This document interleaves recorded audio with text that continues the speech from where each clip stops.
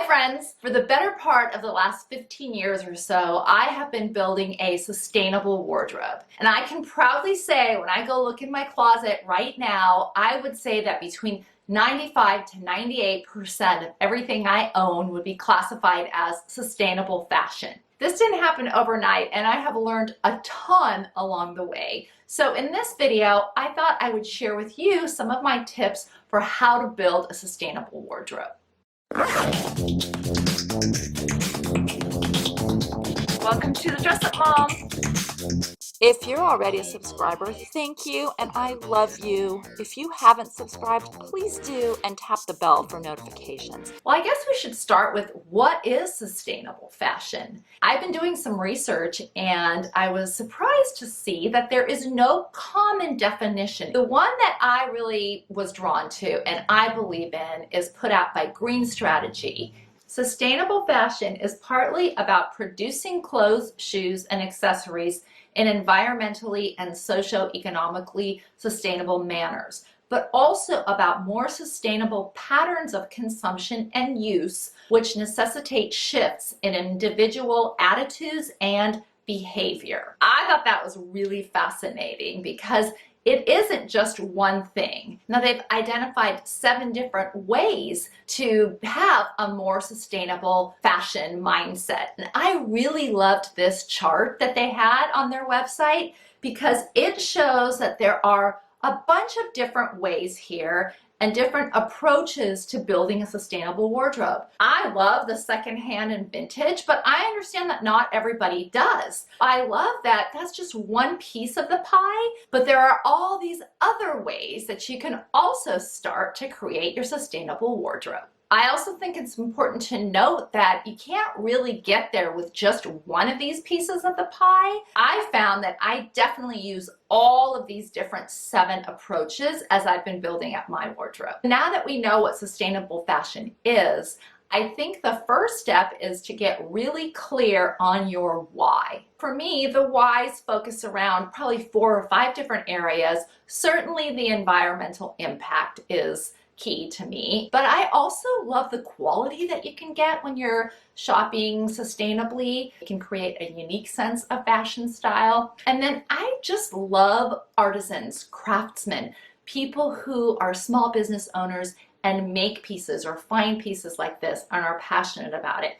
I just find it really rewarding to put my money to those people and places. The next step is to really have a written goal. For example, maybe your goal is that in the next 2 years, you want to look in your closet and have it be 50% sustainable. And then once you reach that goal, maybe you get to another one. The research on goals, if you have a plan or at least think about a goal, you're 10 times more likely to achieve that goal. If you write that goal down, you're even 3 times more likely than that to achieve the goal. So just jot it down and take a look at it every once in a while. Don't let perfect be the enemy of good. Just get started. Again, you might need to start small and go to a couple prongs on that 7-piece pie. I didn't just automatically stop doing fast fashion. I used to buy some fast fashion. I really did. It was just easy and I could be trendy and everything else. I can tell you that proudly it's been a good 10 years since I bought anything like that and I don't miss it at all. But like any habit, it's going to take a little while to get to where you want to get and to break your habits. Because I firmly believe these are just habits and things that we've been either taught or think we need to do. Just get started. Think about why you're buying and what you're doing and why you have these impulses, if you will, if that's what you're finding you have. And don't be too harsh on your stuff. Just get started, do some of this and build up and give yourself some time to make this a real part of your lifestyle. Do a wardrobe assessment. To me, this is a good practice anyway. I really like to every 3 months, but I know that's maybe more than most people would want to do, but a couple times a year, go into your wardrobe and really take a look at it and see what you have in there that you like and is bringing you joy. Get rid of the stuff that doesn't, but also what's missing. What would you like to sort of round out your wardrobe? Because we all want to add little bits and pieces in there. Write it down. Get clear about what it is that you're looking for. If you don't have like special occasion clothes or things to wear for every sort of occasion or possibility in your life, write that down too and start looking for those things, because another reason I think we get, into going to the mall or fast fashion is because an event pops up and we don't have the right thing for it.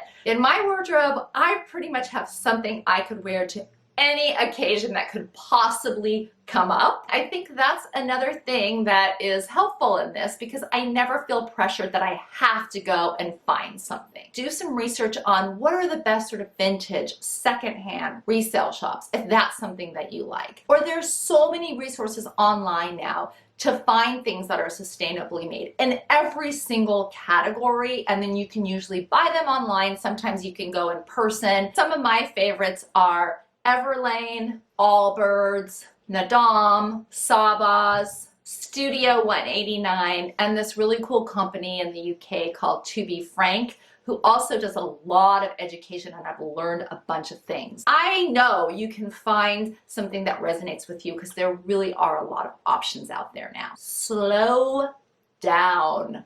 Just slow it all down. Sustainable fashion is also sometimes called slow fashion, because it is the opposite of fast fashion in every way. You can see you're needing to be more mindful about what you're buying and why and where you're buying it from, and educating yourself a little bit. It just takes a little longer, but I am telling you, it is worth it. I would venture to say that almost everybody that's watching this video has pretty much everything they already need in their wardrobe as far as like a need basis. They're not out there naked and not having enough clothing. Slow it down, figure out what it is that you really need, buy it from places that you feel good about. And I guess finally, my last tip was just have some fun with it. To me, it's just so much fun following these small places and these small brands, and when they come in the mail, or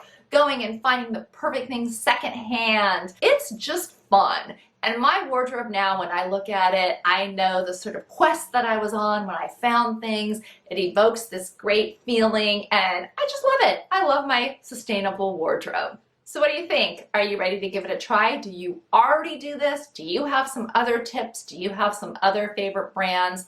Let's have a conversation in the comments below. Thank you so much for tuning in. I really appreciate it. Until next time, have some fun and dress it up a little.